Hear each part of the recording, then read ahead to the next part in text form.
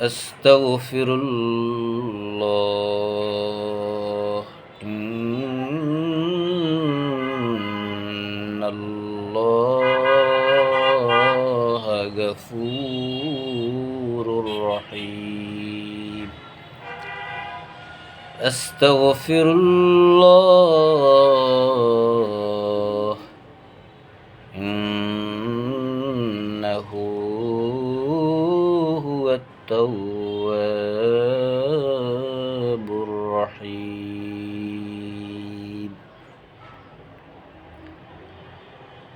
رب اشرح لي صدري ويسر لي أمري رب إني أعوذ بك أن أسألك ما ليس لي به علم وإلا تغفر لي وترحمني أكن من الخاسرين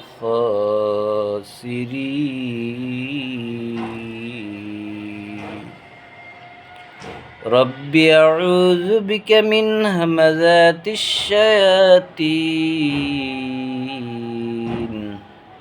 وأعوذ بك رب أن يحضرون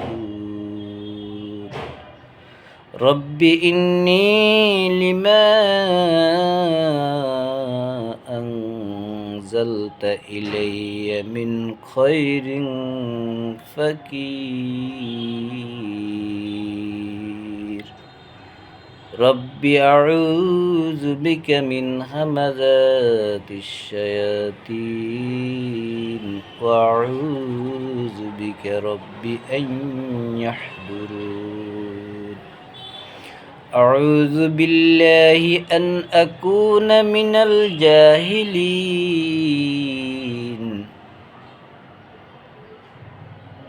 فإذا قرأت القرآن فاستعذ بالله من الشيطان الرجيم بسم الله الرحمن الرحيم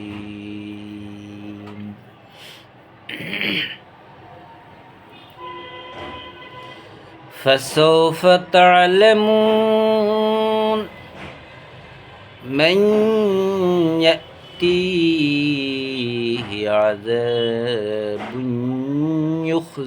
يخزيه ويحل عليه عذاب مقيم حتى إذا جاء أمرنا وفارت النور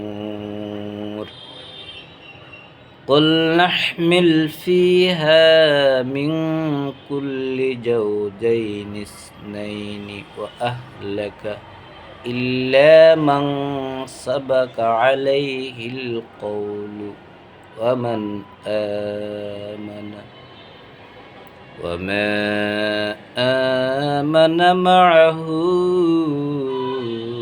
إلا قليل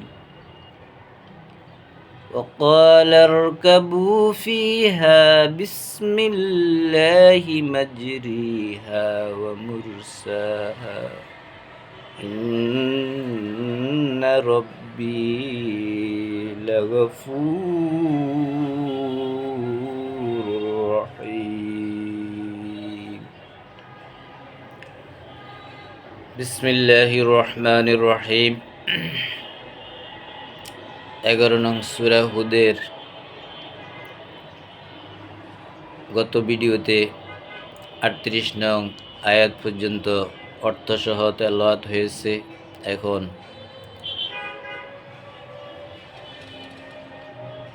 39 নং আয়াত থেকে অর্থসহ তেলাওয়াত করছি। নূহ আলাইহিস সালামকে আল্লাহ নৌকা বানানো শিখিয়েছেন। আল্লাহর নিজ তত্ত্বাবধানে, নিজ ব্যবস্থাপনা যেভাবে নৌকা তৈরি করতে বললেন সেভাবে নৌকা তৈরি সম্পূর্ণ হলো। এই নৌকা তৈরি করতে যখন শুরু করলেন, নূহের সেই সব জাতি যারা নূহর কথা শুনতো না, আল্লাহর কথা মানত না, নৌকা বানানো দেখে যখন তাকে ঠাট্টা বিদ্রুপ বিভিন্ন হাসি তামাশা টিটকারি করেছিল, আর নূহ যখন বলছিল যে তোমরা যে ঠাট্টা, যে বিদ্রুপ, যে হাসি তামাশা করো আমাদেরকে দেখে, তোমরা সেগুলো একদিন তোমাদের সেই তামাশার জবাব আমাদেরকে দেখে একদিন তোমরা নিজেরাই বুঝতে পারবে। ফাসাউফা তাআলামুন, খুব শীঘ্রই কম সময়ের ভিতরে তোমরা বুঝবে, জানতে পারবে, তোমাদের বুঝে আসবে, তোমরা দেখতে পাবে। মান ইয়াতিহি আযাবুন ইখজিহি, অপমানকর শাস্তি আল্লাহর যখন তার সামনে এসে যাবে, তার সামনে যখন আল্লাহর যে অঙ্গীকার, আল্লাহর যে পরিকল্পনা, আল্লাহ যে শাস্তির ওয়াদা করেছেন, সেই শাস্তির যে ভয়াবহতা, যে অপমানকর, সেই শাস্তি যখন এসে যাবে, ওয়ায়ুহিল্লু আলাইহি আযাবুম মুকিম, এবং আল্লাহর সেই শাস্তি যার উপর অবস্থান করবে দীর্ঘকাল পর্যন্ত। দীর্ঘকাল আল্লাহর সেই শাস্তি অব্যাহত থাকবে, যে শাস্তি থেকে কোনো অপরাধী কোনোভাবে পার পাবে না। হাত্তা ইযা জাআ আমরুনা, আল্লাহর সেই পরিকল্পনা অনুযায়ী, সেই অঙ্গীকার অনুযায়ী যখন আল্লাহর সেই নির্দেশ এসে গেল, শাস্তি শুরু হয়ে গেল, আরম্ভ হয়ে গেল। আল্লাহ যখন নির্দেশ দিলেন অবাধ্য জাতিকে শাস্তি দেওয়ার জন্য, যত রকমের ব্যবস্থাপনা, সব ব্যবস্থাপনা যখন আল্লাহর নির্দেশে সামনে এসে গেল, কি সেই শাস্তি? ওয়াফারাত তান্নূর, সেই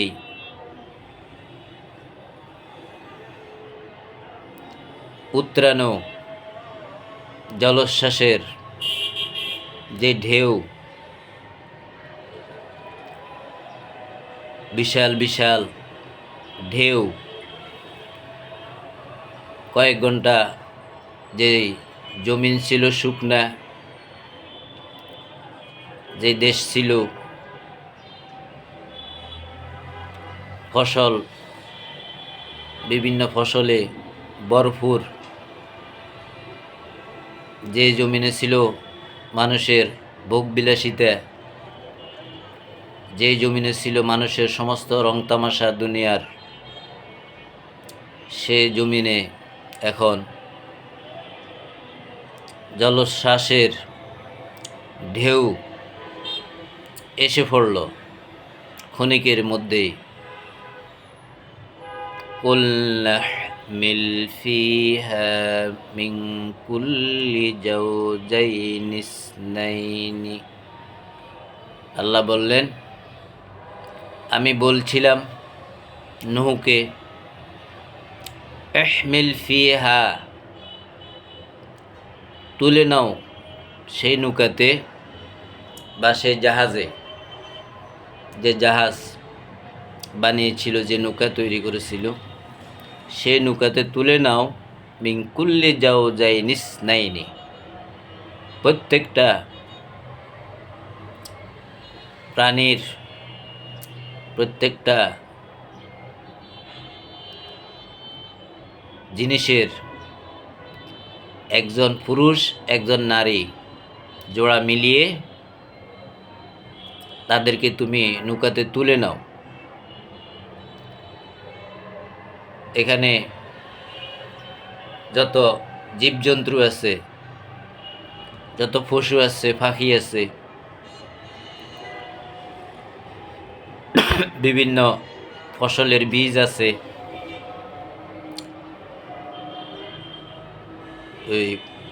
এখান থেকে পুরুষ একজন নারী একজন এভাবে জোড়া মিলিয়ে তুমি তোমার এই নৌকাতে তুলে নাও। ওয়া আহলাকা, এবং তোমার পরিবারের যারা আছে তাদেরকেও এই নৌকাতে তুলে নাও। ইল্লা মান সাবাকা আলাইহিল কওলু, শুধুমাত্র তারা বাদ থাকবে যাদের উপর আল্লাহর কথা, আল্লাহর অঙ্গীকার, আল্লাহর ওয়াদা চূড়ান্ত হয়ে গেছে, অর্থাৎ অবাধ্য যারা ছিল, আল্লাহর অবাধ্য যারা ছিল, যাদের নসিহত কাজে আসে নাই, মুসার ওসিয়ত যারা গ্রহণ করলো না, প্রত্যাখ্যান করলো, মুসার দাওয়াত যারা প্রত্যাখ্যান করলো, আল্লাহকে যারা স্বীকার করে নাই, এদের ব্যাপারে আল্লাহ যে চূড়ান্ত সিদ্ধান্ত নিয়েছেন, তাদেরকে ছাড়া ওমান আমানা, যারা বিশ্বাস এনেছে, ঈমান এনেছে, আল্লাহকে মেনে নিয়েছে, তাদেরকেও এই নৌকাতে তুলে নাও। ওমা আমানা মাআহু ইল্লা কলিল,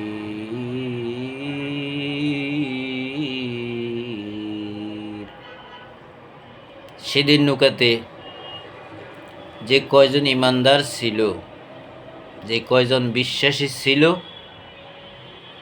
নৌকাতে উঠার সুযোগ হয়েছে, যারা ইমানদার, যারা আল্লাহর প্রতি বিশ্বাস এনেছে, নূহের নসিহত শুনেছে, ইল্লা কলিল, এদের সংখ্যা ছিল একদম নগণ্য, অল্প কয়েকজন মাত্র। সংখ্যা আল্লাহ উল্লেখ করেন নাই, খুব সামান্য সংখ্যক লোক সেদিন এই নৌকাতে উঠার সুযোগ হয়েছিল, শুধু যারা ঈমানদার হয়েছে, মুসলিম হয়েছে, নিজকে আল্লাহর সামনে পুরোপুরি সারেন্ডার করছে, আত্মসমর্পণ করছে, এক আল্লাহমুখী হয়েছে,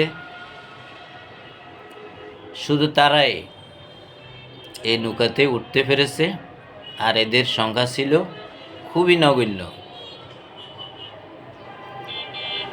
وقال اركبوا فيها بسم الله مجريها ومرساها,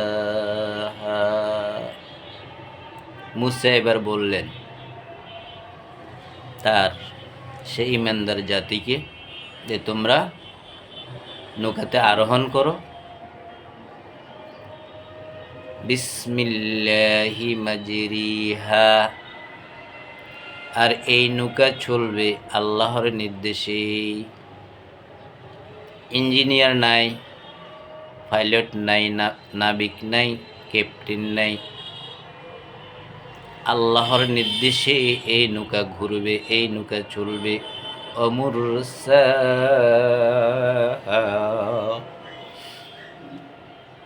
আল্লাহর নির্দেশে এই নৌকা যখন সময় হবে,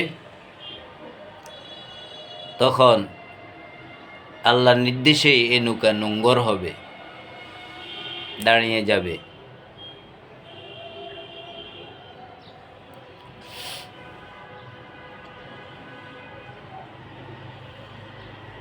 মাঝি ছাড়া নৌকা, তেল ছাড়া নৌকা, পেট্রোল ডিজেল ছাড়া নৌকা। এই নৌকা চলবে আল্লাহর ইশারা, নোঙ্গর হবে আল্লাহর ইশারা। ইন্নাল্লাহা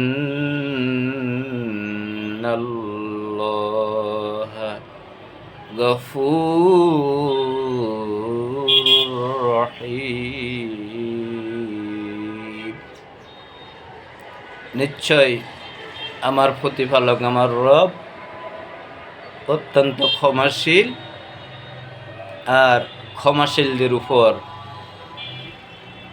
তিনি যে অনুগ্রহ করেন, তিনি যে দয়া করেন, করুণা করেন, তাহা অব্যাহত থাকবে। কত উচ্চমানের আস্থা আল্লাহর প্রতি ছিল নূহের, কত দৃঢ় বিশ্বাস ছিল আল্লাহর প্রতি নূহের। ইন্না রব্বি লাগাফুরুর রহিম।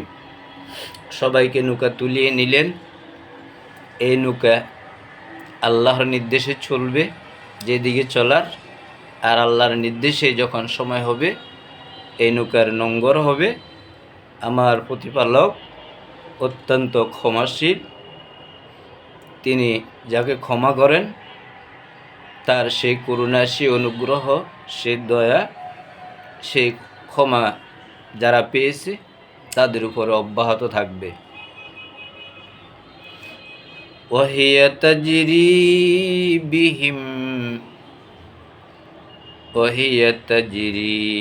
বিহিম ফি মাউজিন কাল জিবাল। ওয়াহিয়া তাজরি বিহিম, তাদেরকে সঙ্গী করে নৌকা চলতে লাগলো, পানির উপর ভাসতে লাগলো। ফি মাউজিন কাল জিবাল, পানির যে ঢেউ, জলোচ্ছ্বাসের যে ঢেউ, ঢেউয়ের উচ্চতা বিশাল এক পাহাড়ের মতন। এমন বড় বড় ঢেউ। সমুদ্রে যখন জলোচ্ছ্বাস হয়, মানুষ যখন সমুদ্রের কিনারে দাঁড়িয়ে সেই জলোচ্ছ্বাসের ঢেউর দৃশ্য দেখে, বিশাল লক্ষ লক্ষ টন পানির যে ঢেউ কিনারের দিকে এসে, যখন কিনারে এসে আছাড় খায়, ধাক্কা খায়, কত উপরে পানি উঠে যায়। আর সেই দৃশ্য যখন দেখে মনের মধ্যে ভয় চলে আসে, ভীতি চলে আসে।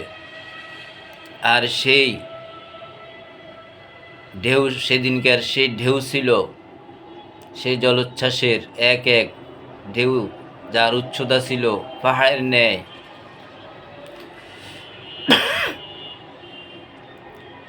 ওয়ানাদা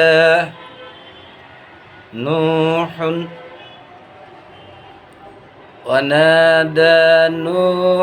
ইবনাহু ওয়া কানা ফি মা'জিলিন। নৌকাতে নূহ অবস্থান করছিল, নৌকা চলছিল, পাহাড়ের ন্যায় উঁচু উঁচু ঢেউ আসছিল। নজরে পড়ল তার ছেলের দিকে।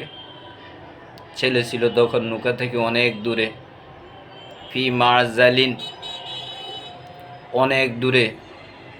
নৌকাতে বসে বসে দেখছেন, ছেলেকে ডাক দিলেন।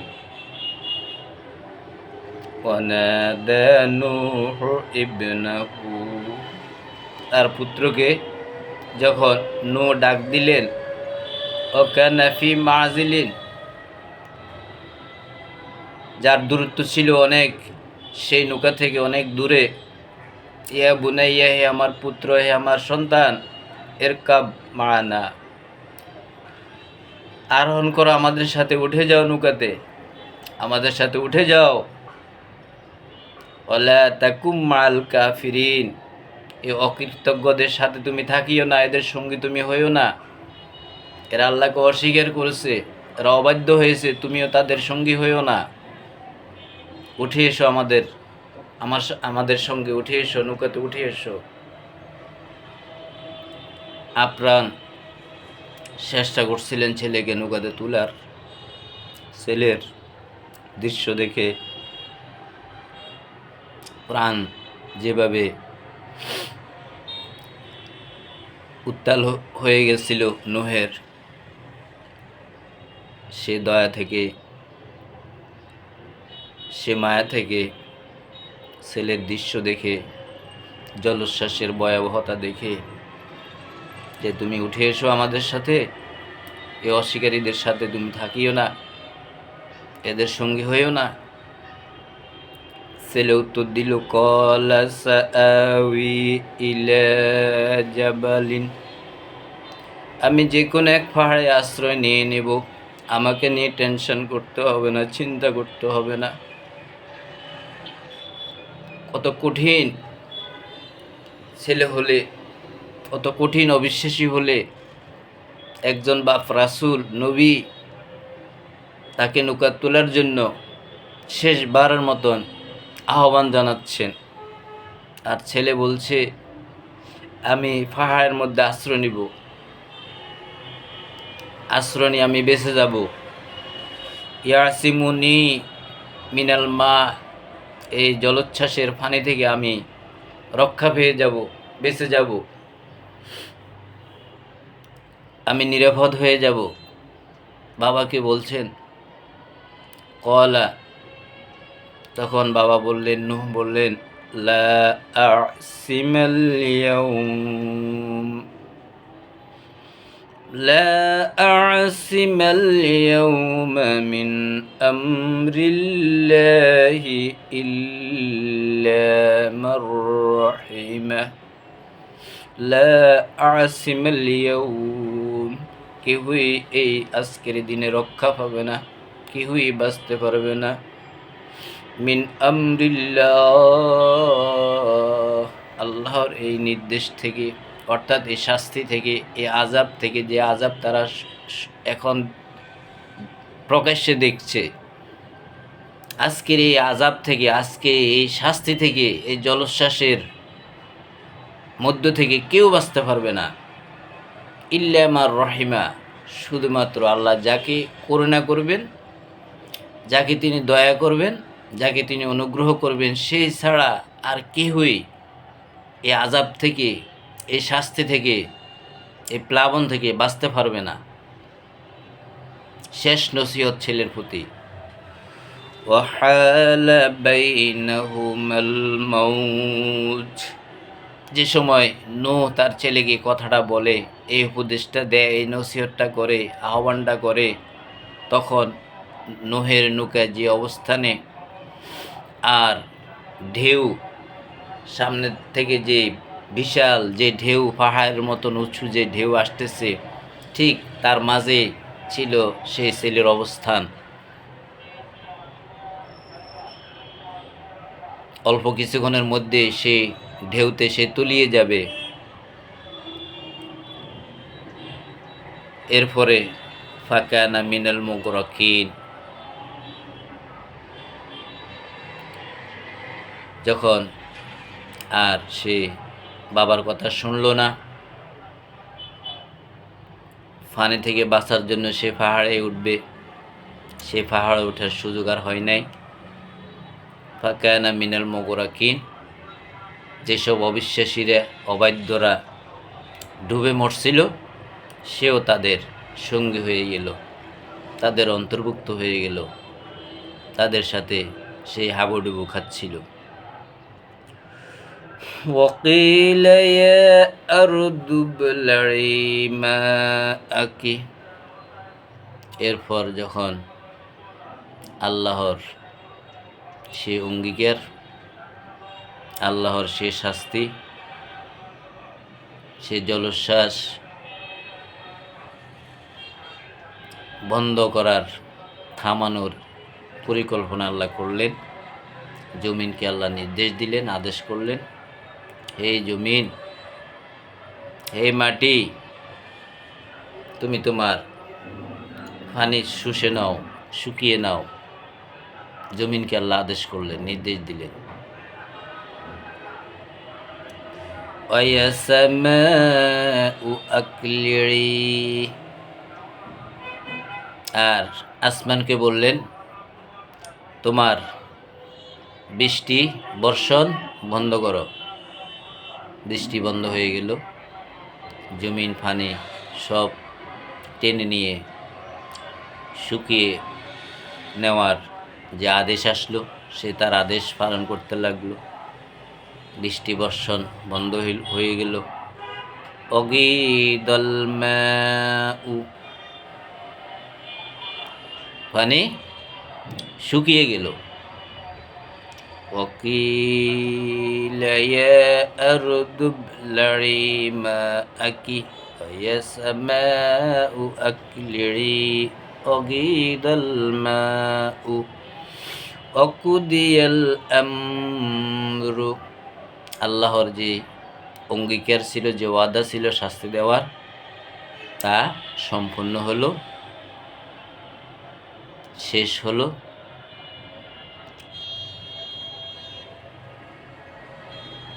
ওয়াস্তাওয়াত আলাল জুদি,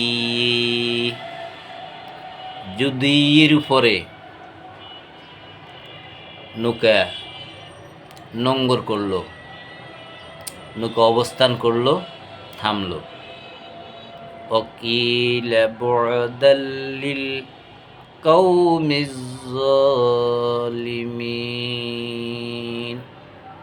বলা হলো যে সব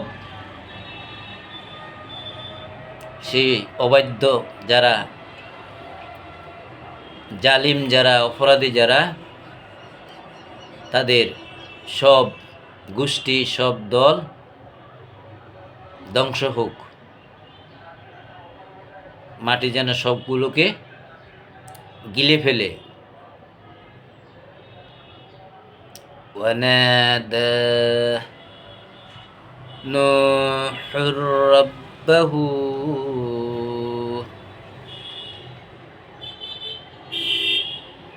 যখন নূহ দেখল সব কিছু মেসাকার হয়ে যাচ্ছে, তার মধ্যে তার সন্তানও, তখন আল্লাহকে ডাক দিলেন। নূহ তার প্রতিপালককে ডাক দিলেন। ফাকালা, বললেন, রব্বি ইন্নাবনি মিন আহলি, হে আমার প্রতিপালক, হে আমার রব, এই তো আমার সন্তান, আমার পরিবারেরই সদস্য। ছেলেকে বলছে, ছেলের জন্য বলছে আল্লাহর কাছে, হে আমার প্রতিপালক, এ তো আমার পরিবারেরই সন্তান। ওয়া ইন্না ওয়াদাকাল হক, তোমার ওয়াদা তো সত্য। যে ওয়াদা তুমি করেছো, যে অঙ্গীকার তুমি করেছো, যে শাস্তি দেওয়ার প্রতিশ্রুতি তুমি দিয়েছো, সেটা তো সত্যতে পরিণত তুমি করছো, হয়ে গেছে, চলছে। ওয়া আনতা আহকামুল হাকিমিন, তুমি তো প্রচণ্ড ক্ষমতার, প্রচণ্ড জ্ঞানের একজন জ্ঞানী, সর্বজ্ঞানে জ্ঞানী, এবং তুমি তো সর্বোচ্চ বিচারক। আল্লাহর কাছে ফরিয়াদ করলেন, প্রার্থনা করলেন। প্রার্থনার প্রতি উত্তরে আল্লাহ বললেন, قال يا نوح إنه ليس من أهلك,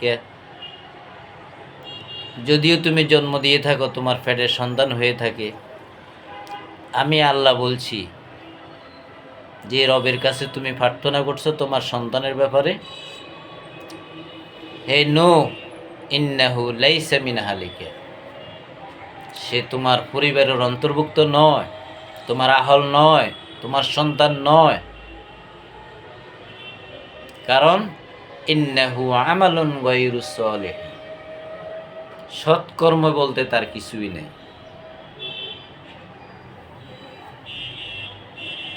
সৎকর্ম বলতে তার কিছুই নাই। তাকে ক্ষমা করার, দয়া করার, অনুগ্রহ করার তাকে শাস্তি থেকে বাঁচার কোনো ইস্যু তার ভিতরে নাই। সে পুরোপুরি অবাধ্য, সীমা লঙ্ঘনকারীর মধ্যে একজন। কাজেই সে তোমার সন্তান না, তোমার আহল না।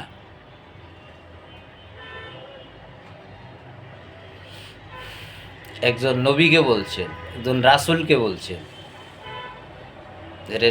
যে রাসূলকে ইতিপূর্বে তিনি সান্ত্বনা দিয়েছেন, তোমার সমস্ত চেষ্টা, সমস্ত কৌশল আমি দেখছি, সরাসরি দেখছি, 100% তুমি তোমার সফলতা তুমি দেখিয়েছ। অনুশোচনা করো না, হতাশ হও না।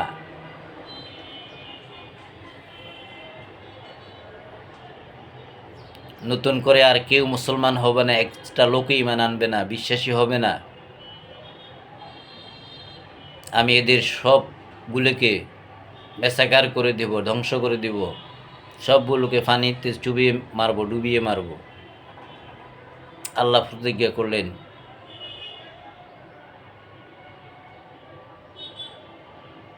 ইন্নাহু আমালুন গায়রু সালিহিন,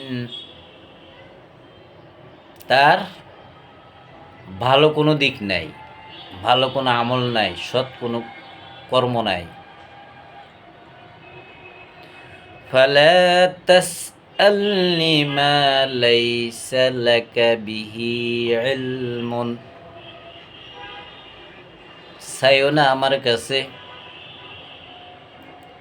যে ব্যাপারে তোমার কোনো জ্ঞান নাই, যে ব্যাপারে তোমার জানা নাই, যে ব্যাপারে তোমার জ্ঞান নাই, যে ব্যাপারে তোমার কোনো ইলম নাই। ইলম না থাকার কারণে, জ্ঞান না থাকার কারণে, অজ্ঞতা বশত হয়ে আমার কাছে এমন কিছু তুমি আবদার করো না, চাইও না, আবেদন করিও না। পড়া নিষেধাজ্ঞা।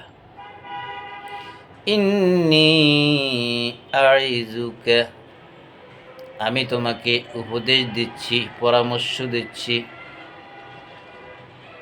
আন তাকুনা মিনাল জাহিলিন,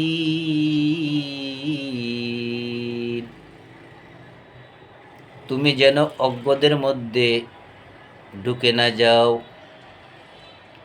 অজ্ঞদের এক কাতারে যেন অন্তর্ভুক্ত হয়ে না যাও, সেই উপদেশই আমি তোমাকে দিচ্ছি।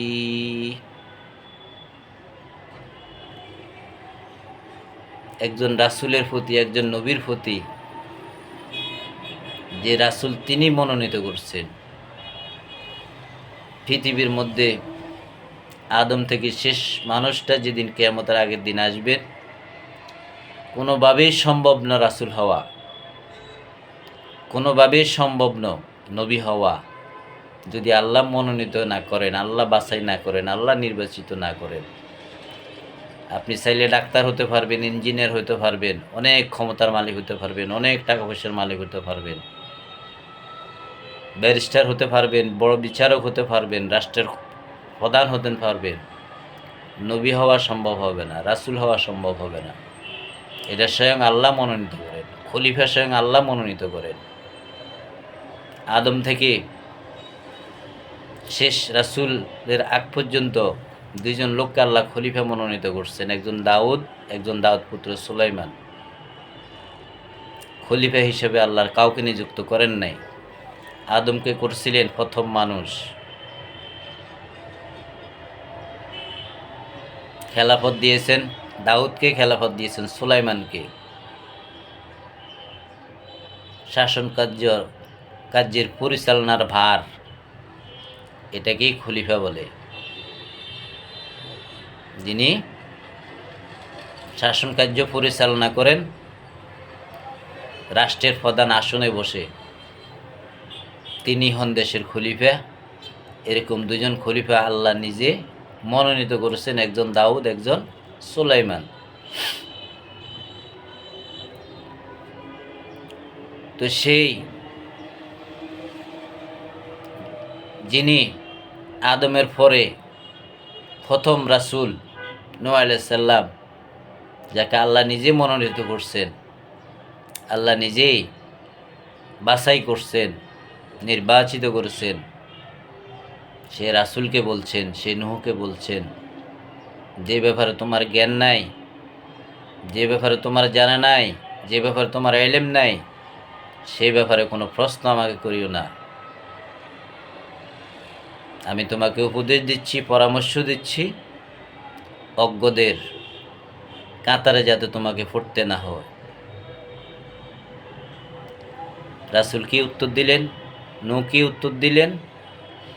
ক্বালা রব্বি ইন্নী আউযু বিকা আন আসআলাকা মা লাইসা লি বিহি ইলমুন।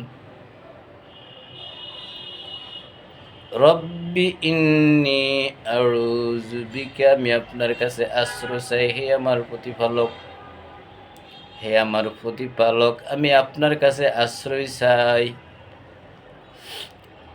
আন আসআলাকা, এমন কিছু চাওয়া থেকে, এমন কিছু চাওয়া থেকে, মা লাইসা লি বিহি ইলমুন, যে ব্যাপারে আমার কোনো জ্ঞান নাই, যে ব্যাপারে আমার জানা নাই, যে ব্যাপারে আমি অজ্ঞ, এমন কিছু চাওয়া থেকে আমি আপনার কাছে ফানা চাই, আশ্রয় চাই। ওয়া ইল্লা তাগফিরলি ওয়া তারহামনি আকুম মিনাল খাসিরিন।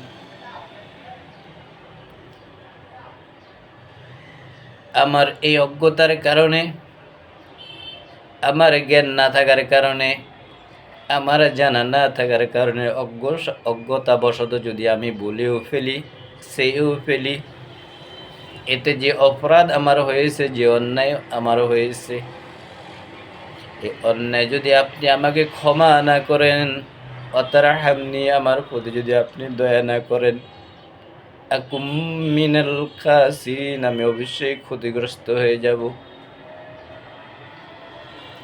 একটু আগে তো ক্ষতিগ্রস্ত তিনি প্রকাশ্যে দেখছেন।